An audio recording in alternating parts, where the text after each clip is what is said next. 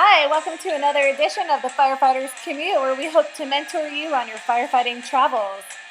You're with Captain Dave and Engineer Lisa.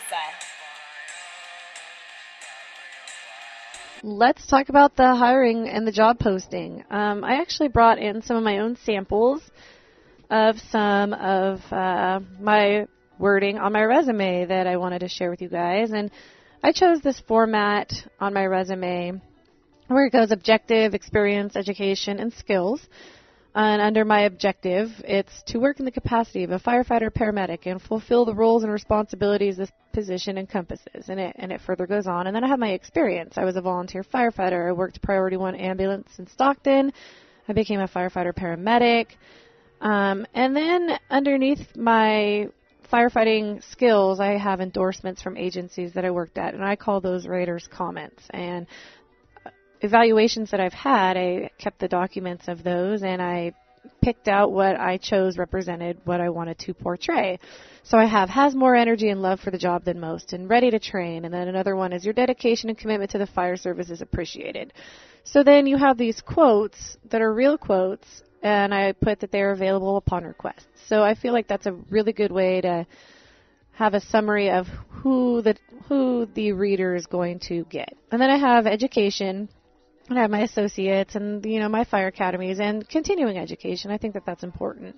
And then I have a skill set base where I'm a driver operator 1, swift water flood, rescue systems, truck company, confined space, all the way down to pipes and drums. So I think it's important that you put things that are necessary for your job, your extracurricular things that you do, like the pipes and drums isn't necessarily part of the fire department, but it's like an aux group of the fire department, and it represents the fire department.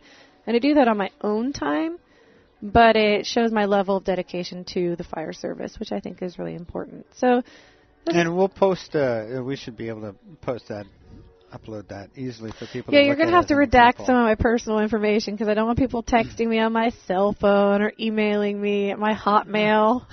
Maybe. I'll get onto it. This one's pretty old. I still have my Hotmail on here, but it's an example. In the wording, it's how to set it up under what the headlines are typically consistent.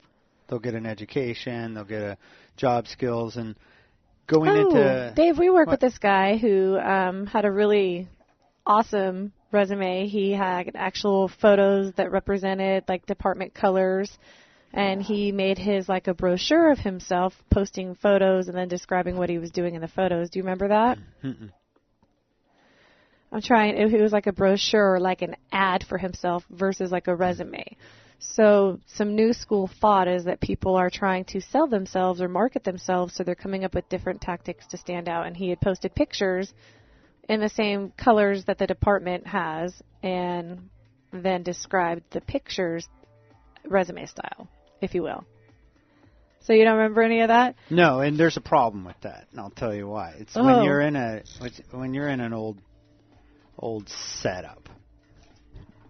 When you're in an old setup, you have to adhere to the old setup way of doing business. Believe it or not, if you want to file a lawsuit, the format has to adhere to a consistent format. The headings and terminology has to adhere to a certain vernacular, a way of doing business that everybody has agreed is what we're all going to do things as.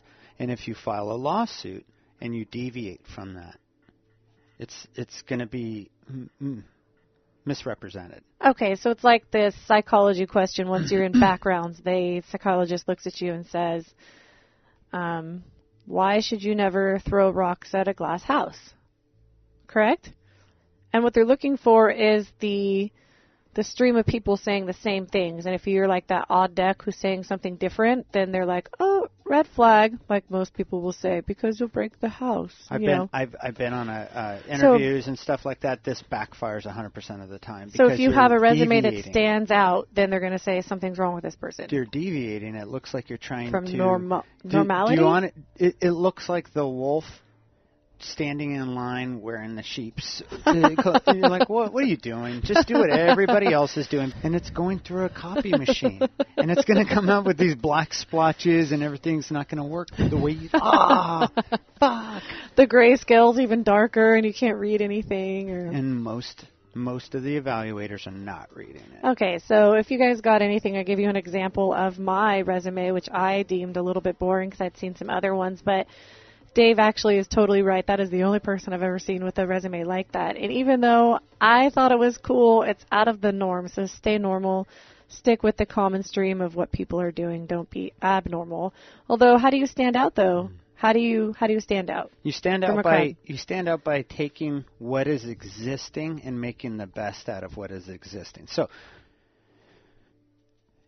there's limits on who can fight in the octagon at a certain weight class. You have your upper weight division, and they have upper and lower thresholds. All right, so you have these margins of acceptable normalcy that we'll agree to.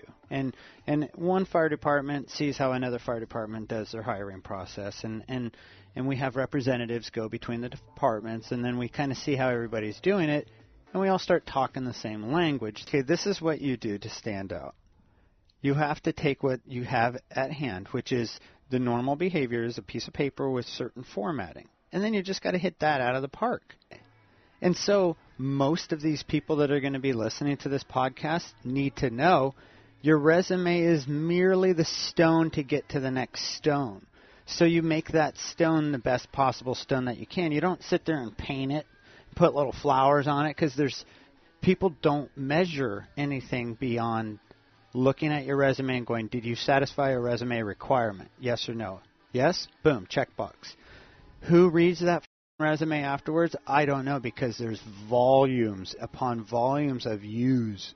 There's 50 of yous that's going to be hitting me today, and I'm on a 4-day assessment center panel, and 50 of you a day all want the same you to be standing out. And if you have to start getting creative, it only hurts you when you try to stand out, because it looks more like you're standing out like a pimple would stand out, as opposed to, a clear skin.